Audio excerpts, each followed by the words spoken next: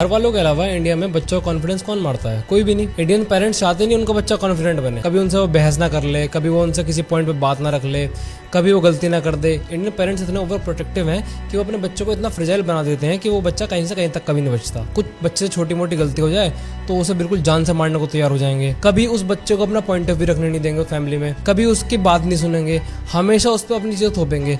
और फिर बच्चे से एक्सपेक्ट करा जाता है कि वो कॉन्फिडेंट बने, वो समाज से लड़े। जब उसने कभी घर में ही अपनी आवाज़ नहीं उठाई, जब उसने कभी घर में ही नहीं सीखा कि अपना पॉइंट ऑफ व्यू कैसे रखते हैं, उसे नहीं पता इमोशनली एक्सप्रेसिव कैसे बनते हैं, बिकॉज तुम्हारी गलती है, क्योंकि तुमने कभी उसे अपनी बात रखने का मौका ही नहीं दिया। तुम बच्चे को एक पॉइंट तक तो इनवैलिडेट करते हो, क्या कि तू छोटा है, तुझे कुछ नहीं पता। और जैसे ही वो बड़ा होता है तो तुम उससे रैंडमली एक्सपेक्ट करते हो कि उसके पॉइंट ऑफ व्यू इतने तेज हो कि तुम सोचो मत। ऐसा नहीं होता। तुम्हारे अंदर सबसे बड़ी कमी यह है कि तुमने कभी उस बच्चे को बोलना ही नहीं सिखाया, उसे देखना ही नहीं सिखाया दुनिया को अपने नज़रों से। उसे हमेशा एक सेकंड हैंड पर्सपेक्टिव दिया चीज़ों का कि जैसा हम कहेंगे वैसा चल। हमने दुनिया देखी है, हमने दुनिया देखी है। तुम लोगों को दुनिया देखने से क्या फ़ायदा मिला उस बच्चे को, और क्या मिल जाएगा तुम्हें भी उस चीज़ से?